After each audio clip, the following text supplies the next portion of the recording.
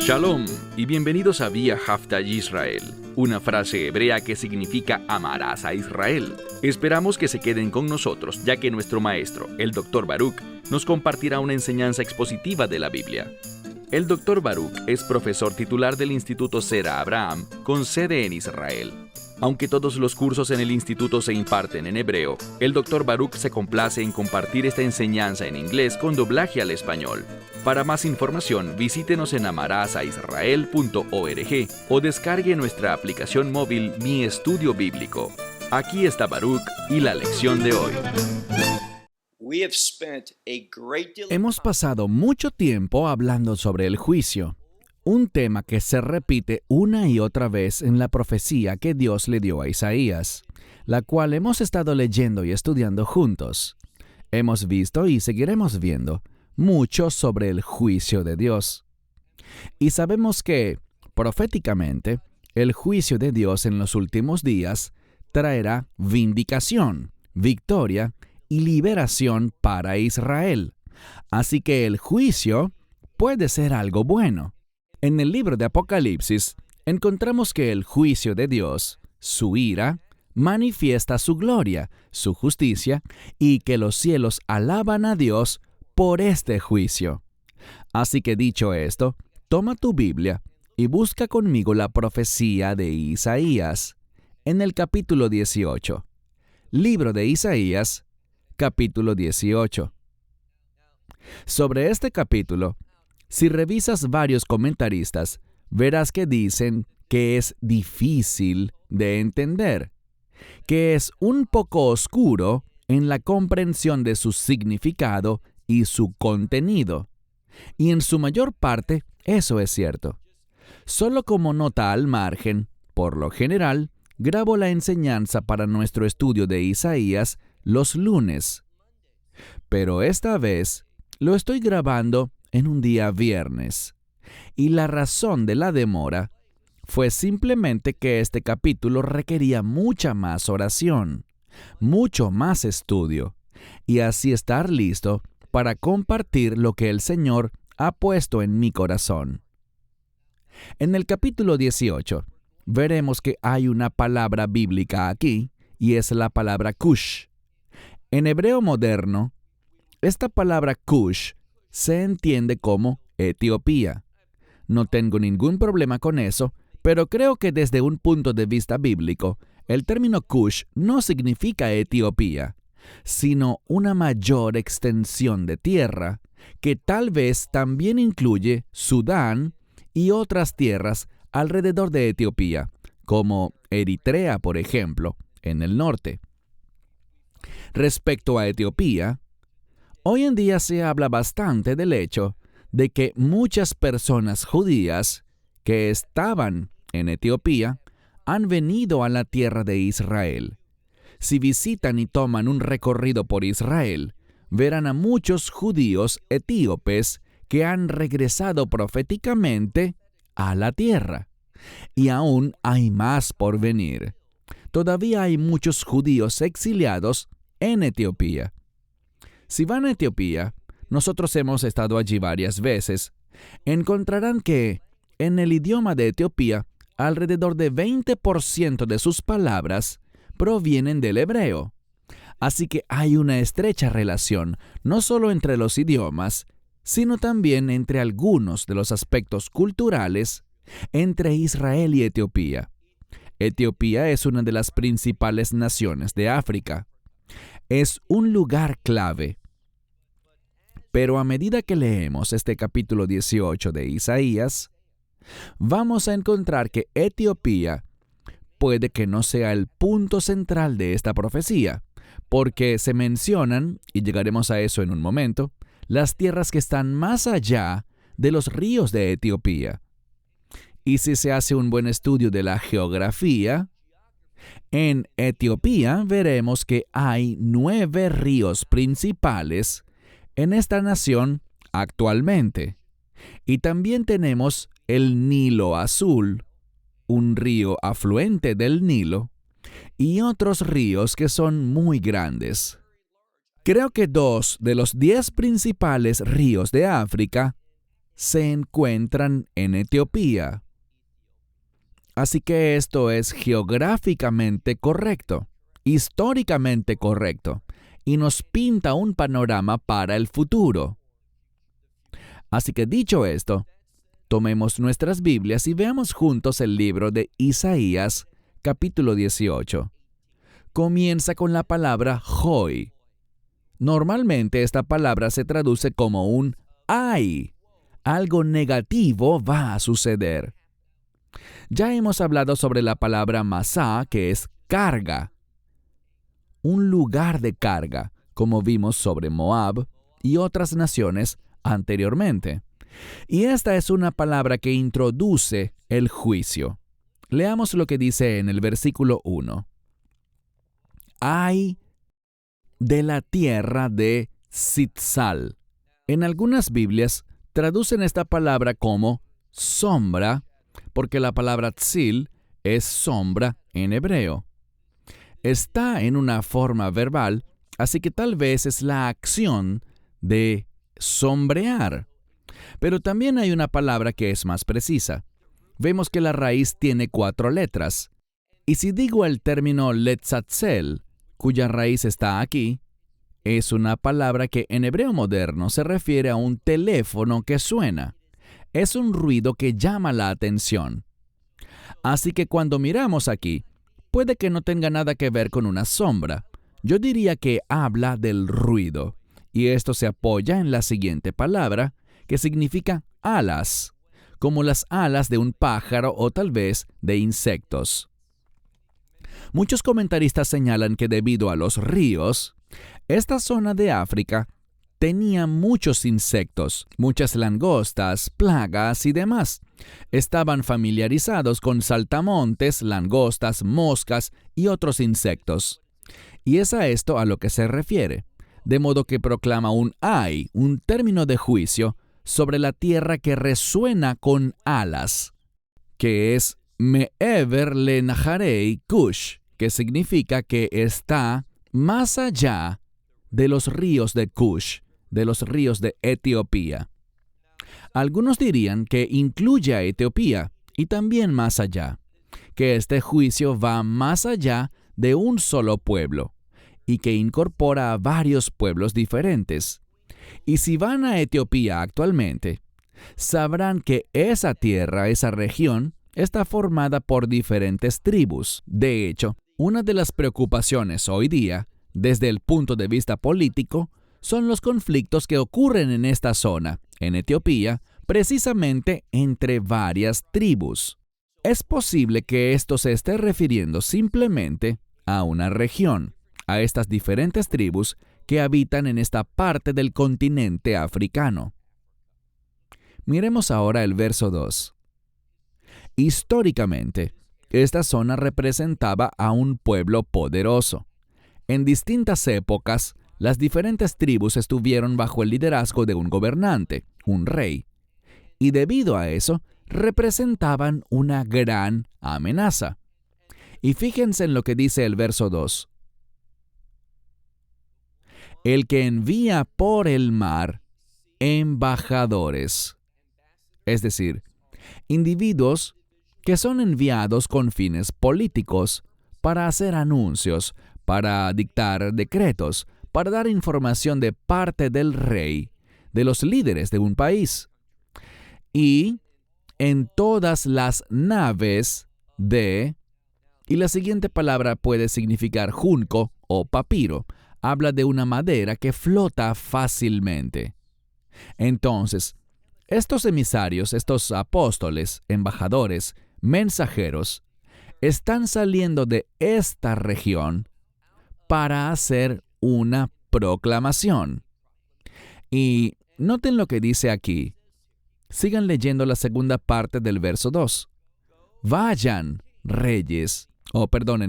Este es otro término para mensajeros. Al principio apareció la palabra tzirim, que es un mensajero, un embajador, un emisario. Y ahora tenemos la palabra malachim, que está relacionada con un ángel o un mensajero. En este contexto, obviamente, está hablando de un mensajero.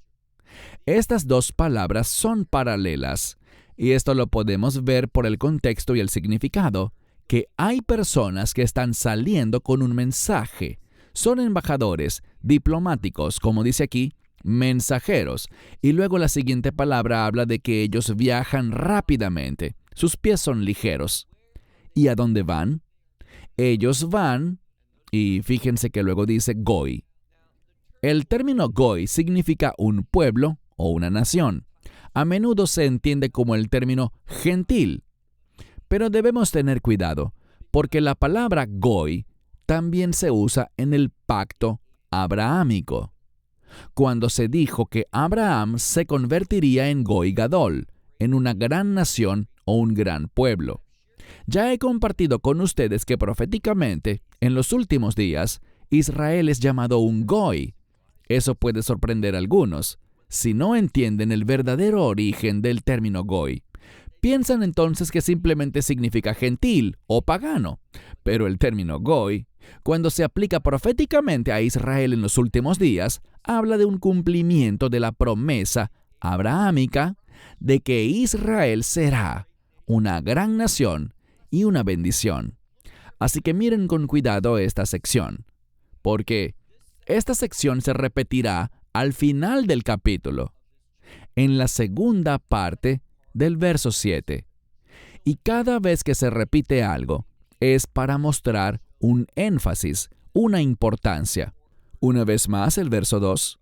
Leeremos todo el verso. El que envía por el mar embajadores en naves de papiro sobre la superficie de las aguas. Vayan, oh mensajeros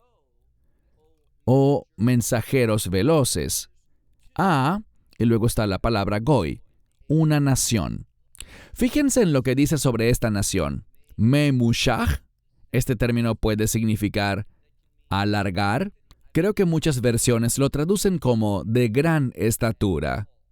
Yo no estoy de acuerdo. Esto se refiere a algo que está alargado, algo que se está alando o estirando. Y la siguiente palabra es meforat, que algunos lo traducen como liso, como la frase piel lisa, pero meforat se refiere a algo que es detallado, específico.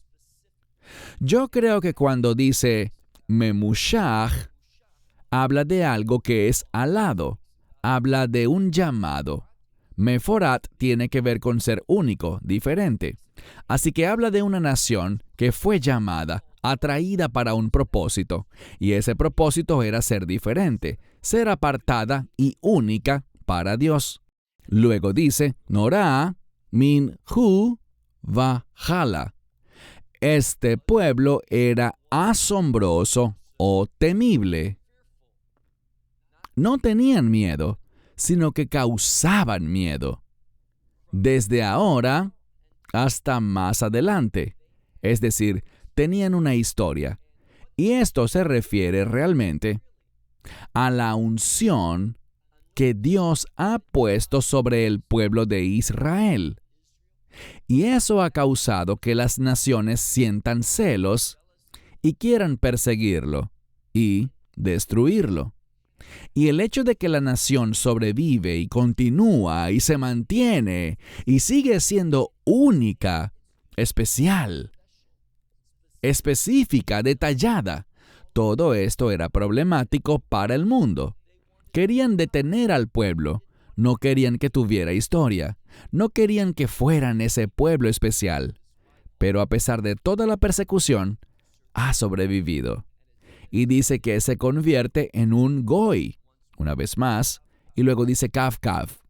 Kav es una línea de medición. Y muchos eruditos han hablado de este término, Kav Kav, y nos encontraremos este término varias veces en esta profecía. Y por eso es que es tan útil leer la profecía completa y estudiarla en su idioma original, antes de volver al inicio y comenzar un estudio de ella para poderlo compartir. Habiendo hecho eso, esta palabra Kav Kav habla de algo que se mide O podríamos entenderlo como una cosa que está organizada, algo detallado en el sentido de que ha sido medido. Es algo que, en hebreo, describiríamos con el término mezudar, que significa organizado, algo que se ha puesto en su lugar. Y debido a eso, noten la siguiente palabra, umebusá, tiene que ver con alguien que trae derrota. Creo que muchas Biblias lo traducen como el que pisotea, el que derrota a sus oponentes. Y luego dice, a quienes ellos, esta nación, saquean, y luego dice, ríos. Algunos eruditos rabínicos hablan de los ríos como los oponentes. Los ríos suelen dar poder a una nación. Incluso hasta el día de hoy, sabemos que algunas de las ciudades más grandes, tanto en el presente como en el pasado, están en las riberas de los ríos. Esto les permite transportar cosas. El río sirve como recurso desde muchas perspectivas diferentes. Así que los ríos se suelen relacionar con un pueblo fuerte.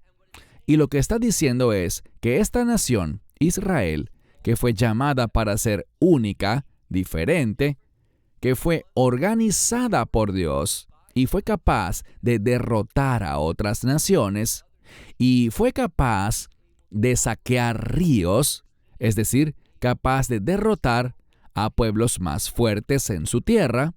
Dice aquí, lean con atención, una nación que está organizada y derrota a quien saquea los ríos de su tierra, es decir, a esas naciones que vinieron en contra de su tierra, las derrotó.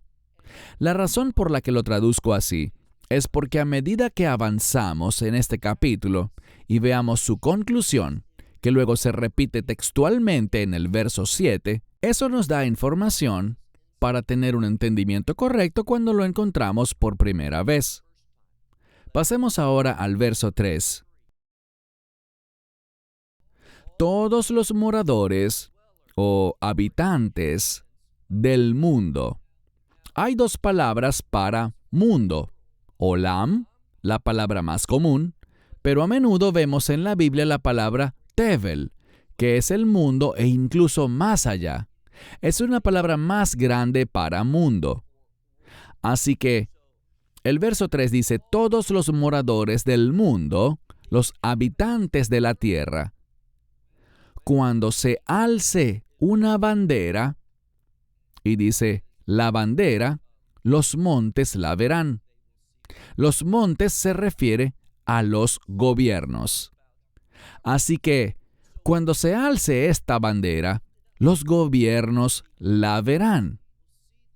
Será algo que capte la atención de todas las naciones, de todos los pueblos. La segunda parte dice, y cuando suene el shofar, la oirán. Y esta palabra para oír exige una respuesta específica. Fíjense que en el versículo 3, el énfasis está en una bandera que se alza, y esto en la profecía de Isaías suele estar relacionado con el Mesías. Él es esa bandera, ese nes que es proclamado, que es alzado y que tiene que ver con la victoria. Y luego está la palabra shofar, ese cuerno de carnero que también está relacionado de manera única con Israel. Sonará. Así que cuando suene el shofar, ese cuerno de carnero, ellos lo oirán. Y esto presagia un cambio que está llegando al mundo. Verso 4. Porque así me dijo el Señor. Ahora, el profeta Isaías está recibiendo una revelación personal específica que él nos da a conocer en referencia a este evento y lo que Dios le dijo. Dios dice, estaré quieto y miraré desde mi morada. Así que Dios no responderá de inmediato. Esta profecía de este pueblo es para el futuro. No es para los días de Isaías. Dios no responderá de inmediato. Lo mirará, se dará cuenta de esto, pero no va a actuar. Y dice, como el calor del resplandor o de la claridad. Esa es la palabra tzaj. Tzaj significa puro. A menudo cuando hace un día muy caluroso, vemos que el calor disipa las nubes. Así que es un día muy claro y brillante. Y está diciendo que la perspectiva de Dios es perfecta. Él lo ve todo. De la misma manera se habla de la nube de rocío en el calor de la cosecha. La gente sale a cosechar por la mañana y hay una nube de rocío. Esto era visto como algo bueno. Así que Dios es paciente. No responde, pero está esperando. Lo ve todo. Todo está muy claro para Él. Y en el momento correcto, en el momento de la cosecha, habrá algo que es positivo, algo que es deseable. Eso es lo que Él está comunicando aquí. Verso 5. Pues antes de la cosecha, esto es algo que ocurre antes de la cosecha. Y esta es una imagen de arrepentimiento. Algo que espera un cambio. Pero si no hay cambio, eso que no cambió será juzgado y eliminado. Fíjense bien. Pues antes de la cosecha, al final de la flor, es decir, la floración, sabemos que los cultivos pasan por un proceso. Se siembran, brotan, y luego, por lo general, hay flores o botones, y luego llega el fruto y toma un periodo de tiempo para que madure y esté listo para la cosecha. Así que hay una inspección. Se hace una inspección en el momento de la cosecha para ver qué es bueno y digno de tomarse y qué debe ser eliminado y desechado. Y cuando vemos el texto dice, antes de la cosecha, al final de la floración. ¿En el momento de qué? Cuando la uva agria, esta es la que no ha madurado, cuando ésta esté madura. Así que es el tiempo en que esta uva agria debe estar madura, que debe haber una flor en ese momento. ¿Y qué dice? Fíjense bien. Dice que los brotes, y la implicación es que los que no dieron buenos frutos serán cortados, y los cortarán con las podadoras o las tijeras de podar, y también el nitishot. Estas son las cosas que no se cosecharon. Ellos los observaron, fueron evaluados, inspeccionados y no fueron tomados. Y estos serán removidos, y como dije, serán cortados. Así que hay una eliminación, hay una inspección, y lo que no es fructífero o agradable a los que cosechan, será objeto de juicio, o un juicio caerá sobre ellos. Verso 6. Serán dejados estos brotes, estas cosas que no produjeron frutos agradables a Dios. Dice que serán dejados juntos para las aves. Aquí habla de un ave de las montañas, y para las bestias de la tierra, y serán para el sustento de ellos en el verano, es decir, para esas aves de rapiña, y para todas las bestias del campo en el invierno. Lo que esto nos dice es que en esta cosecha fue muy poco lo que se recogió. La gran mayoría fue dejada de lado. Fue dejado allí por el resto del verano y aún en el invierno, para que las bestias de la tierra, las aves de las montañas, esas aves que vuelan en el cielo, en las montañas, se las van a comer, se van a nutrir de ellos. Y este es un modismo para el juicio. Lo que es devorado y consumido por las aves de los cielos, bíblicamente, y eso lo vemos en el relato de David y Goliat, lo vemos en otros lugares de las Escrituras también, aquello que es devorado por las aves de los cielos, o lo que es devorado por las bestias de la tierra, Eso es un modismo que se refiere a juicio. Pasemos ahora al último versículo, el verso 7. En aquel tiempo. Respecto a esta frase, hay muchas opiniones y, como siempre les digo, no confíen en mi palabra, hagan su propia investigación. Pero aquí vemos un marcado contraste entre el versículo 1 y el versículo 7 del capítulo 18. Cuando conoces el idioma, hay cosas que resaltan, y hay una gran diferencia entre la palabra hoy, que significa algo horrible, algo que será muy malo, y la palabra o la frase Ba'et Hahi. Generalmente en las Escrituras, Ba'et Hahi habla de un buen tiempo, un tiempo en el que las cosas de Dios, sus propósitos, se cumplirán. Así que cuando miramos el versículo 7 del capítulo 18, hay un cambio. ¿Cuál es ese cambio? En aquel tiempo, un obsequio. Esta es la palabra shai, una palabra única para obsequio o regalo en las Escrituras. Es una palabra conocida y hay quienes incluso usan esta palabra como nombre propio hoy en día en Israel. Pero shai es también una palabra mesiánica. La vemos, por ejemplo, en Génesis capítulo 49, verso 10. Así que esto le da un contexto mesiánico, los días del Mesías, no de su primera venida, sino de su segunda venida. En aquel tiempo, es decir, en el último tiempo, en el Yamot HaMashiach, los días del Mesías, dice que un obsequio será traído al Señor de los ejércitos. Así que en lugar de perseguir e intentar frustrar los planes de Dios, este juicio va a producir un cambio.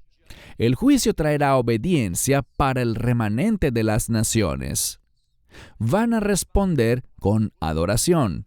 Llevar un obsequio a Dios es adoración. Sigamos leyendo. En aquel tiempo, un obsequio será traído al Señor de los ejércitos. Y noten lo que sigue. Vemos esa misma frase del versículo 2, que en mi opinión, y en la de muchos otros según creo, es una referencia a Israel. Un obsequio será traído al Señor Dios de los ejércitos. ¿Y qué es? El pueblo judío. Esos últimos exiliados, los que quedaron, y esto se relaciona con Mateo 24, verso 31, donde Dios dice que enviará a sus ángeles y ellos recogerán a los escogidos de los 4 rincones del mundo.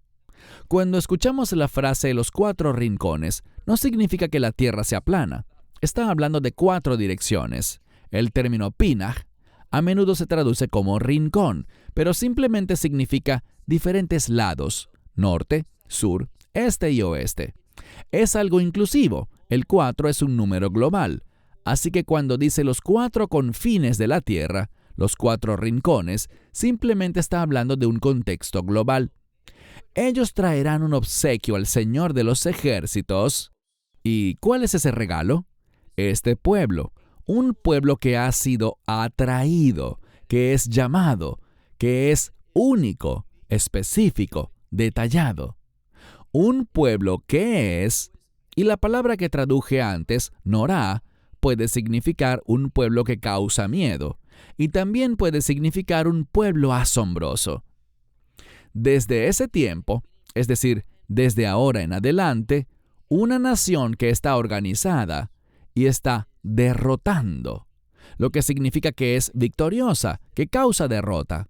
¿Y qué aprendemos de eso? Que es una nación poderosa con Dios para traer bendición o maldición.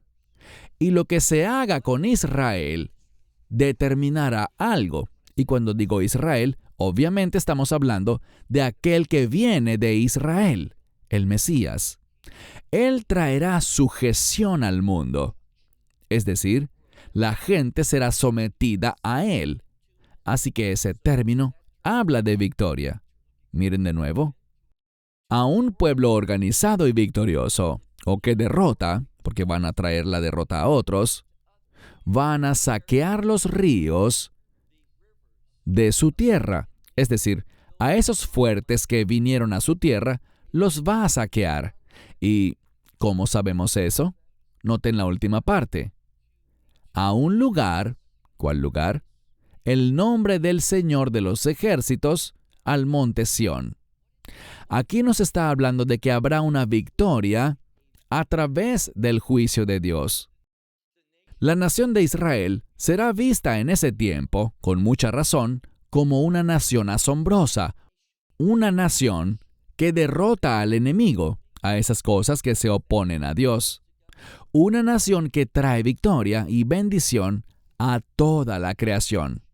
Y eso es clave. ¿Dónde está el centro de eso? Noten lo que dice la Escritura. El nombre del Señor de los ejércitos, Har Sión, el monte Sión. Y para concluir, quiero decir lo siguiente. Cada vez más, la gente se vuelve hostil contra Sión. Cuando alguien es hostil contra Sión, sepan que es alguien que se opone a los planes, el propósito y el establecimiento del reino de Dios. Cuando alguien es antisionista, esa persona se identifica a sí mismo como un seguidor del anticristo. Seamos muy claros acerca de esto. Alguien que cree que Sión es un término negativo, ¿saben lo que normalmente usan como sustituto de Sión? Palestina. Cuando alguien elige decir Palestina en lugar de Sión, es alguien que dice, yo no quiero el reino bíblico de Dios. Quiero las cosas de acuerdo a los caminos del mundo. Y cada vez más veo personas así. Yo escucho a muchos maestros bíblicos. Y hay uno, y esta vez diré su nombre porque siento que es uno de los maestros más peligrosos. No diré ni siquiera que es maestro bíblico porque no lo es. Su nombre es Andy Stanley. Este es un individuo muy peligroso. Es un falso maestro. Es alguien que no respeta la palabra de Dios como debe ser. Él quiere desconectar al Antiguo Testamento del Nuevo Testamento. Es alguien que está descarriando a la gente. Si lo escuchaste hablar cuando anteriormente salía en lugar de su padre Charles en el programa In Touch, uno pensaría que él usaba la palabra Israel, pero recientemente veo que está eligiendo usar el término Palestina, y esto muestra un cambio que consiste en alejarse del reconocimiento de la autoridad de la palabra de Dios para elegir usar términos que son políticamente correctos. No debemos hacer eso. Debemos ser personas que se dan cuenta de que la verdadera fe está arraigada en la Biblia. Y la misma fe que uno tiene cuando es un niño pequeño, saben que la Biblia habla de una fe como la de un niño. Y cuando respetas, como un niño, la palabra de Dios, y traes eso a tu edad adulta, y la tratas como la palabra de Dios y la estudias, te encuentras estas cosas. Cuando alguien dice que si la teología religiosa difiere de la ciencia, tenemos que escoger lo que es innegable. Eso es falso. Vemos una y otra vez que, históricamente, la ciencia se está poniendo al día con la palabra de Dios. Ahora bien, la Biblia no es para alguien que quiere usar la ciencia como norma y como medida de interpretación de las Escrituras. Debemos dejar que la palabra de Dios sea el fundamento para todo lo que creemos. No le tenemos miedo a la ciencia, y cada vez más vemos que la ciencia confirma lo que la palabra de Dios dijo hace muchos cientos de años atrás. Hace 2000 años con el Nuevo Testamento y hace más de 2400 años desde el último libro del Antiguo Testamento. 2400 años. Vemos que ha resistido el paso del tiempo. Y cuando alguien dice que algo no concuerda, es porque mira superficialmente la palabra de Dios. Y una de las maneras en que podemos saber que alguien investiga y estudia la palabra de Dios de manera superficial es cuando usa una traducción muy miserable, y esa es la Nueva Versión Internacional. Esa no es una traducción fiable en absoluto. Y cuando hay un maestro bíblico que la usa, según mi experiencia, hay que alejarse de él. Cierro con eso. Shalom desde Israel. Shalom from Israel. Esperamos que te hayas edificado con el mensaje de hoy y lo compartas con otros. Te invitamos a seguir nuestros estudios cada semana por este canal y por el portal de YouTube de Amarás a Israel. También puedes descargar nuestra aplicación móvil gratuita, Mi Estudio Bíblico. Finalmente, para obtener más información sobre nosotros, visita nuestra web amarasaisrael.org, donde encontrarás otras conferencias de Baruch en audio, video y texto. Hasta el próximo programa. Que el Señor te bendiga en Yeshua HaMashiach, Jesús el Mesías, mientras caminas con Él. Shalom desde Israel.